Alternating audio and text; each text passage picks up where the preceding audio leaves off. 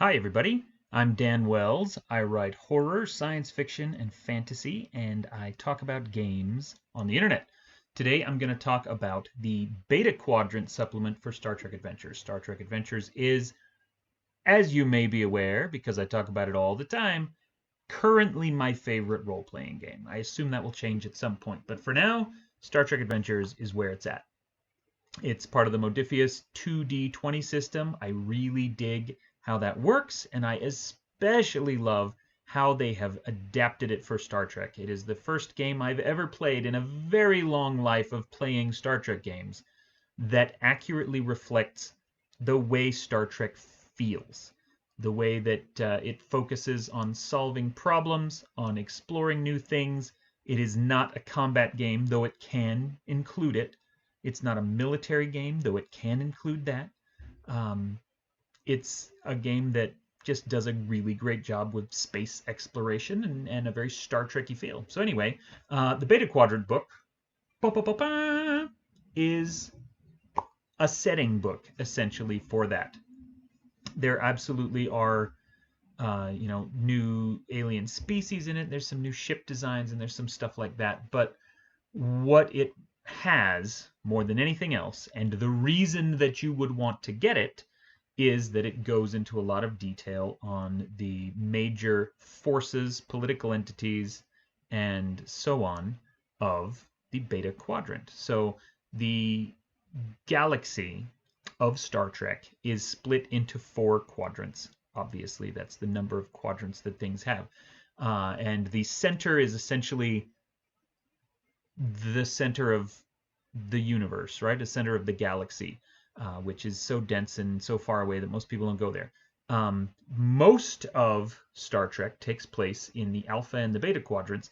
Earth sits more or less right on the border between the two, but is included in the Beta quadrant because that's where most of its early expansion and exploration all was. Um, Deep Space Nine takes place in the Alpha Quadrant and, of course, deals with the Gamma Quadrant. Voyager was mostly in the Delta Quadrant, which is where the Borg come from. The Beta Quadrant is that portion of space which is, Dominion War aside, the Beta Quadrant is where most of the military action has been. The majority of the Federation space kind of sits in the Alpha Quadrant, and it's a relatively-ish peaceful area of space, whereas the Beta Quadrant has the Romulan Empire and the Klingon Empire, along with a couple of other kind of nasty sub-level bad guys. And so it's where most of the Federation's major wars have been fought, and it's where most of our major enemies and allies exist. So the the book goes into a lot of detail on those 3 major organizations, Federation, Klingon, and Romulan, explaining their history, and in surprising detail. Even people who have been longtime fans and have read all the books and have played all the games are likely to encounter some new information in here. If you want to know about the origins of the Romulan Empire, not only where they come from, they're obviously a branch of the Vulcans, but how did they get there? What is their culture like? What is their homeworld like? What are the very specific events that took place during the separation from the Vulcans, and how they established their star empire, and all of these things? There's so much information in here. And that goes for the Klingons as well, and for the Federation. There are also sections that talk about the Gorn hegemony. The Gorn are the big kind of lizard aliens. Kirk fought one in the original series. And of course, the Orion Syndicate, which are the green-skinned people. Kirk didn't fight one of those, but he made out with one in the original series. They are pirates. They are more of a trade organization and or criminal organization than they are a political entity, but they're a major force in the Beta Quadrant, so they're there. One thing that these descriptions do not include are exhaustive lists of planets and information.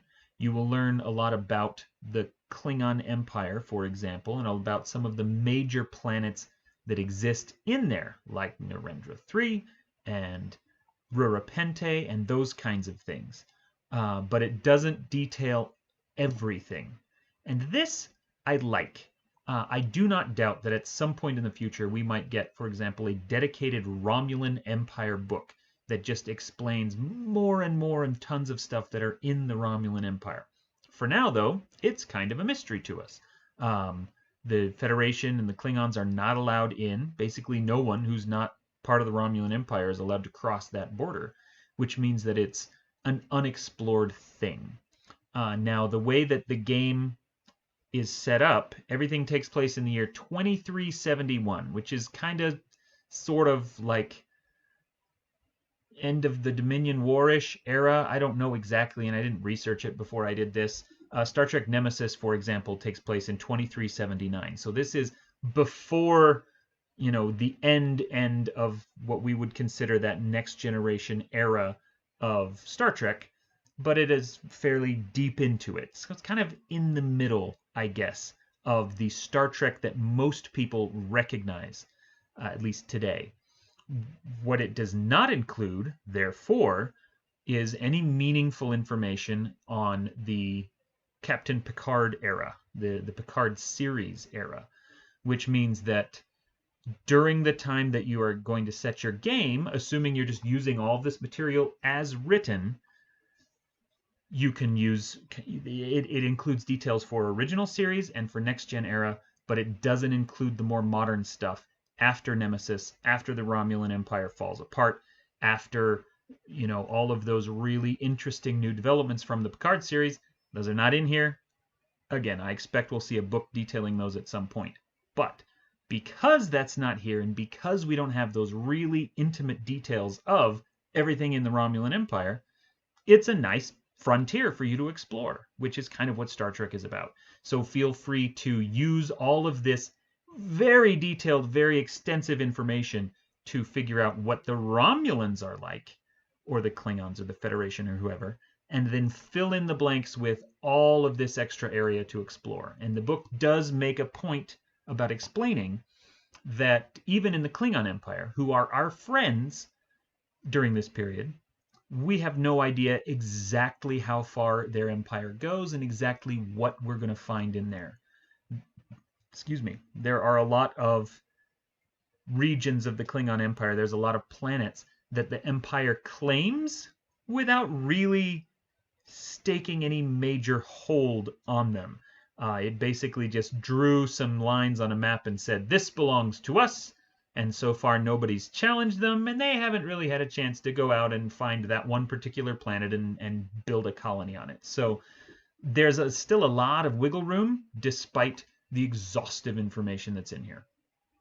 Now, in addition to all of the setting information, all of the background information, the book is filled with in-world documents. I don't even have a specific page to turn to, but regardless of which page I open to, you're going to find something like this, which is a little in-world thing. In this case, it's talking about the Klingons, and so down in one corner we have a Klingon song called the Warrior's Anthem, and up in the other corner it is a intercepted transmission about the destruction of Praxis.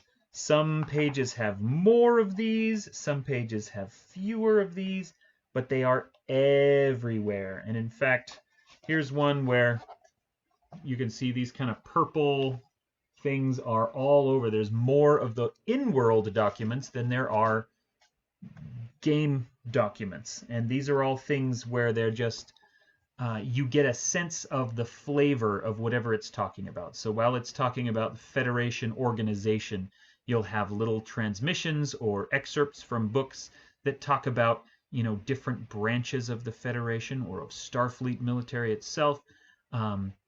When it goes in, like, you know, we saw with the Klingon Empire, there's songs. There's actually 2 or 3 songs with song lyrics that are detailed in there. Once we get to the Romulan Empire, then there's all kinds of, you know, interior things that Romulans have said to each other or people have said about Romulans. So it's really nice kind of found information that takes place within the world. And, I suppose on top of that, this book also uses the conceit of being some kind of Federation document or archive that you are reading. And so it's all written, it'll sometimes even be written in the first person. We don't know much about the Romulan Empire, but our scouts are out there looking, things like that. So there's setting information, there's in-world documents to add setting flavor, and then there's also a huge chapter that is full of spaceships for all of these organizations. Most of the Federation ships are already in the core book, but this one adds a bunch of new stuff. If you want some Romulan ships, there's 3 different Orion ships, there's a Gorn ship, obviously there's several Klingon ships, there's lots of stuff in here. Then, of course, there is a section on, calls it new life path options, by which it means their species. And so you can get a bunch of other species that were not included in the core book.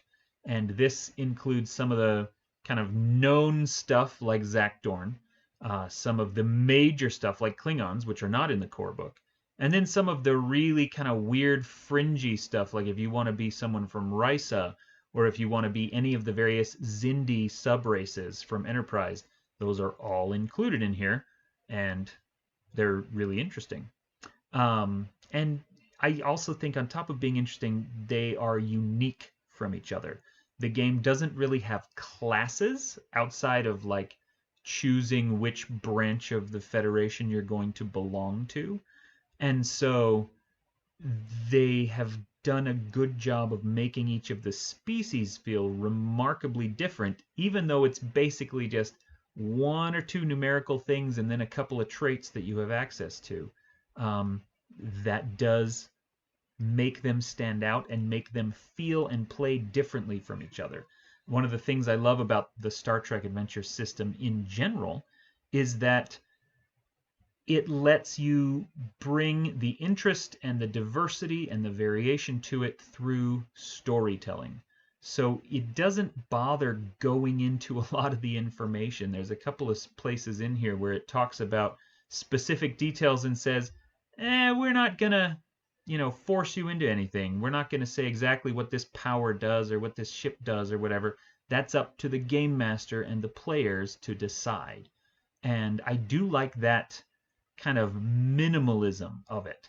There is all the information you need to play and very little else. You get to make the rest of it up, numerically speaking, when it comes to the actual mechanics of how things work. It's mostly flavor, and then you can interpret that however you want. There's a section, again, at the end called Encounters, and it details several encounters, and I love how it breaks them down by regions, so that if you are going to have an encounter in or near the Romulan neutral zone, where here's a bunch of different people that you can deal with. The same thing with the Klingon border, the same thing with the Briar Patch. The Briar Patch is a region of space that showed up in Star Trek Insurrection. And it is also a haven of pirates and criminals because it is a region of space that is easy to hide in, and therefore there's a bunch of Orions in there, and not just generic ones, although there's plenty of generic Orions if you need random captain or crew member or mercenary or pirate or whatever. But then there's a bunch. There's 7, 8, 9 individual Orions with personalities and everything. Their stats are very minimal because that's the way the game works, but there's so much flavor behind them and who they are and what they want and ways you can interact with them, and it's really great. The last of these encounter sections is about what's called the Shackleton Expanse. And I don't know if I've got a really great... Here we go. So here is the sum of the Alpha Quadrant. Earth is right up here somewhere. And then over here there's the Romulans, and down here there's the Klingons. And all the way over on the edge of everything is the Shackleton Expanse. It is essentially, in historical terms, it's the New World, right? It is the ocean that we need to cross. And on the edge of known space, there is this vast expanse called the Shackleton Expanse that is the final frontier. It is the unexplored portion of the world. And so while there is a little bit of information in there describing kind of what it's like. The major station is called Narendra Station. That's right there on the edge. And there's a bunch of information about, who's the crew of that station and who you would interact with when you visit it. Beyond that, it's just up to you. And you get to fill in those details, and it gives some really interesting encounter ideas how to use the Shackleton Expanse and how to go out and do an exploration-based campaign, and then lets you fill in the details yourself. If you are very interested in the Shackleton Expanse, that is the setting of the Star Trek Adventures Living campaign, which is the ongoing campaign. You can sign up for it on their website and get kind of regular infusions of adventures to go on and things like that. It also shows up in some of their published adventures as well.